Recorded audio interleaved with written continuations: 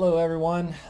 Welcome to this next section of the PFAS Symposium. I'm coming to you pre-recorded in this presentation. I think I'll still be on the call to answer some questions, but I will be on parental leave, so I wanted to make sure I get this all recorded with no interruptions, as I will be full-time childcare for the next few months. Um, so today I'm talking about PFAS regulations and methods. This is meant to kind of extend from what Craig talked about, which is the history of PFAS. I'm going to talk a little bit about the history of PFAS regulations and how they came about. I'm not going to discuss every single, state, federal, and international PFAS regulation, but just kind of provide an overview of where we got to today, where we are today. So fluorochemicals were first synthesized in the 1940s, but were not regulated until the 2000s. And my question here is why? These compounds were used from World War II all the way through the 60s, 50s, 60s, 70s, things like Teflon, things like food packaging. A large part of industry used fluorochemicals and just assumed that because they were inert and because they were not reactive, that they were just safe. They were safe to be in the economy. They were safe to be in products and in the environment. There's even some really good papers of some fluorochemicals being used as artificial human blood. These fluorocarbons have some oxygen carrying capacity like hemoglobin, and there's studies where people have been pumped with lots of PFCs to increase their oxygen carrying capacity. Pretty crazy stuff. But back on topic. Another reason that PFAS regulations were kind of slow to come about was even though these products were used throughout the world for many, many years, the analytical capabilities just weren't there to detect them in trace levels in the environment. The GCMS capabilities were there, but GCMS only covers a small amount of PFAS compounds. Many of the well-known PFAS compounds are very water soluble. They're charged, they're polar, and they just don't analyze well in gas chromatography, and they need liquid chromatography. So once liquid chromatography, mass spectrometry came about, that's when the knowledge of PFAS in the environment and some of the problems that we now associate with PFAS were known. Even after that, regulations to this day have been slow to come about. A lot of this is due to pressure from economy. Large-scale regulations and bans can really affect businesses and the way that they're able to make products cheaply. So governments are usually very hesitant to outright ban compounds such as PFAS. And we're still seeing that today, slow uptake of regulations. So one of the first international PFAS regulations happened in 2006, and that's when REACH, which is a regulation of the European Union for chemical restriction, they determined that PFAS, so perfluorooctane sulfonate, one of the many, many types of PFAS that can be found, but also one of the most common and one of the most popular that you see in research, it was listed in 2006. So being one of the first examples of international regulation. After that, REACH and the European Commission have added a lot more compounds to that. So yeah, chain links of 9 to 14 carbons for the carboxylic acids, other salts and precursors, which are important to add to these regulations as well. That's February 2023, just happened. And then there's other compounds that REACH has listed as substances of very high concern. That would be the short chain PFBS, PFHPA, and the Gen X, or kind of new generation of compounds like HFPODA. Also internationally, we have the Stockholm Convention on Persistent Organic Pollutants. Even though this was first adopted in 2001 and 152 countries are members, and US is not a member still, PFAS was added in 2009. So after REACH, which was 2006, we saw PFAS come on this Stockholm Convention. And this really brings a lot of attention to PFAS. This is when kind of the world really started to know that PFAS was a problem. And a lot of countries agreed to have plans to eliminate the production and use of PFAS and some other compounds after this. So for regulation and for, I think, bringing knowledge of toxic chemicals to the public and to the international regulators, this was a big deal. Um, Shifting gears a little bit to talk about PFAS methodology. So when we talk about PFAS methodology, I mentioned it a little bit. Methodology is driven by two main things, I think. One is the current technology, and then the other is regulations. So kind of what instruments do we have to test for these things and what's driving these tests. I mentioned before LC-MS-MS being the gold standard for PFAS analysis. And it's the gold standard because it does provide high quality data, but it's also the gold standard because there just aren't a whole lot of other options. PFAS do not absorb UV to a significant level. It's not like we can use standalone LC to analyze them. We can't use electrochemical detectors. A lot of the other kind of standard analytical techniques that we would use in environmental analysis just don't apply to PFAS. So LC-MS-MS is really the only way to get it done. There's lots of different methods, lots of different workflows we can use with LC-MS-MS to achieve this. Direct inject methods, solid phase extraction methods, solid liquid extraction, and then high resolution. So I'm going to touch on a lot of these, but I'm also going to touch on them kind of in the scope of why we do them, what's driving the methodology, and what regulations specifically might be driving that methodology. And for most of what I'm talking about today, I'm going to focus on the U.S., things like the EPA and drinking water. Jean Roux is going to talk after me and focus more about what's driving methods and methodology in Europe. So in the U.S., these PFAS regulations and methods often go hand in hand. When the EPA has made drinking water advisories or has made some kind of rule to test for PFAS, it's usually accompanied by a regulated method. So these methods, so far, there's quite a few. The most common that I've listed here, method 537.1, 533, 1633, 8327. If you look at all these and you look at how I've listed them here, what you'll see that they have in common is a lot of water methods. We have drinking water in 537. 533 was an update, also drinking water.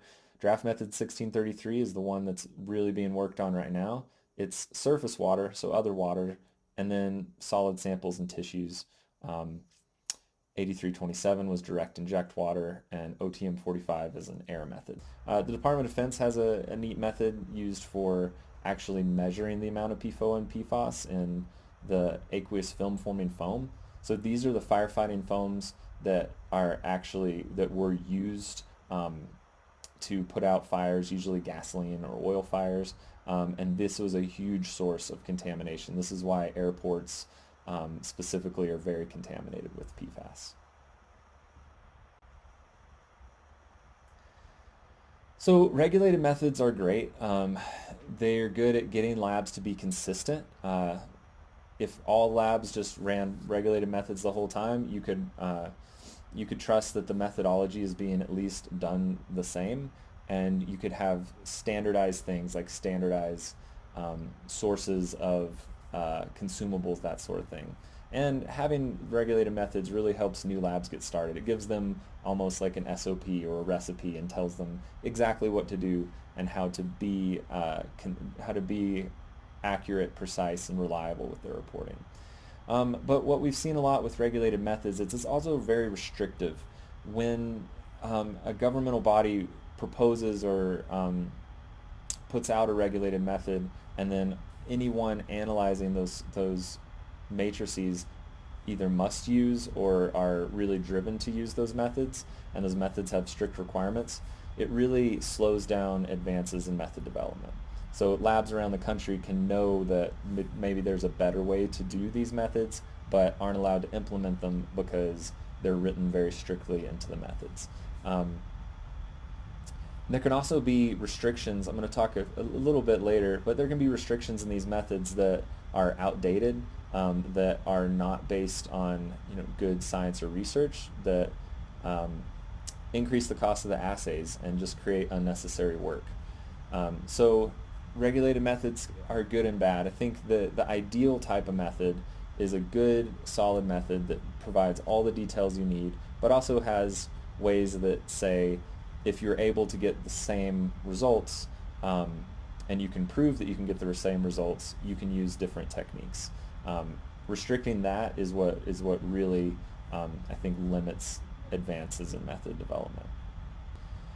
There's some other interesting things in these regulated methods, and I'm just using these as examples. I'm not going through these entire methods, just some things I find interesting. Very early on from EPA methods, there is a very strong suggestion or requirement in a lot of cases that you do not use glass for anything. So polypropylene vials and caps must be used to prevent contamination of PTFE coated septa. Polypropylene containers must be used for performing transfers or dilutions, and they even say PFAS analytes purchased in glass ampules are acceptable. This is really funny because if you've ever purchased PFAS standards, they are always in glass. Yet in the very methods that we use to run, you're not allowed to use glass. So I find that as an interesting contradiction. That didn't change in 533. The language is still the same. And there's a very interesting paper that came out last year in 2022 where Jenny Zenobio here tested a lot of different types of containers and tested the adsorption and the adsorption kinetics over time, and really found that polypropylene was one of the worst things that you can use as far as PFAS absorption goes. And HDPE, also very high absorption, all the way down to polystyrene, which is never mentioned in any of these methods. It's actually maybe one of the lowest binding materials you can have. So I think this is an example of maybe early on there was some poor results with glass. I'm sure not all glass is created equal. Maybe there was some bad absorption of glass, so in all these methods you're not allowed to use glass. So in all these labs around the country, they're not using glass, whereas if you look at some real data, it might actually show that glass is better to use to prevent absorption. So if you were to create your own PFAS workflow, and this happens all the time, if you go to the scientific literature and you do a search for PFAS methods, what you'll find is people doing research on PFAS rarely use regulated methods.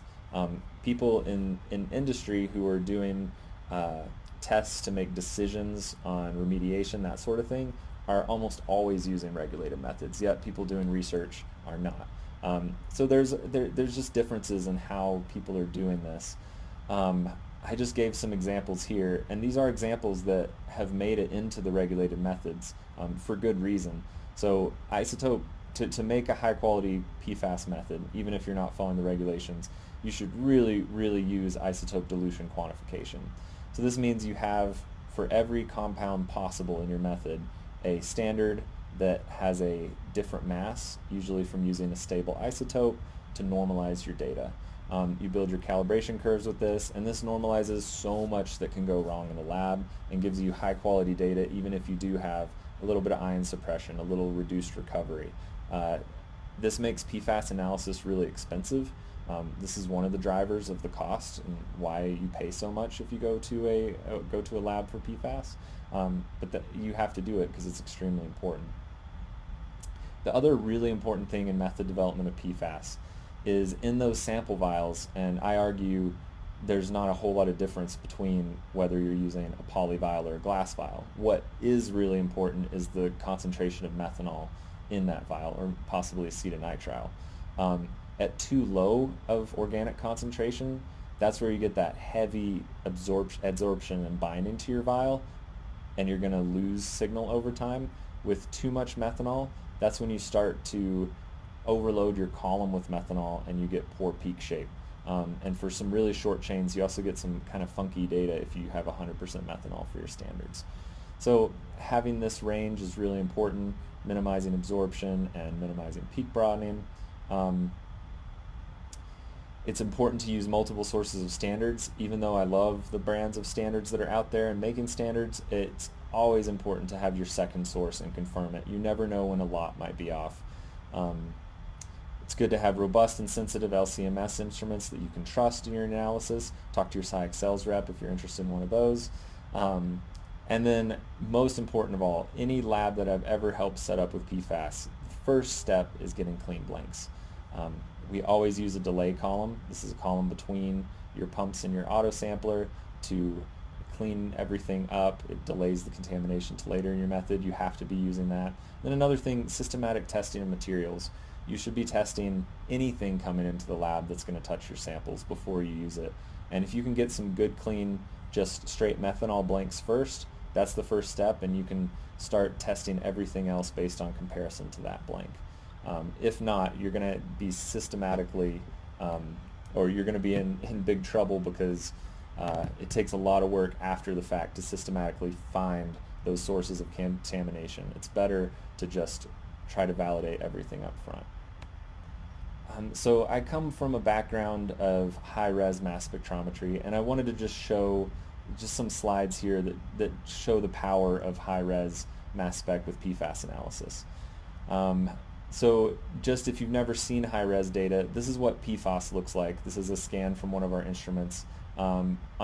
This is just a full scan of PFAS, and you can see this nice narrow mass spectrum peak, beautiful data. And not only that, but with high-res MSMS, you get this like 4 decimal point high-res analysis, but for all the fragments as well. So not only seeing a peak as just a signal on a mass spec of looking at a fragment, you're seeing the signal of all the potential fragments. And where this comes in important is maybe not for something like PFAS. We know it so well, you can compare it to a standard, compare the retention time, but especially for determining these other PFAS that might be in your samples and you need to identify or compare to some libraries. A huge aspect of PFAS analysis now, because it's a rule in draft method 1633, is separating out torodeoxycholic acid.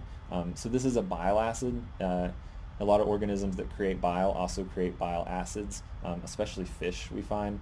But this is a compound with nearly the same mass as PFAS and one of the same fragments as PFAS. It's a sulfonate like PFAS, so they both kind of fragment to form that same sulfonate fragment.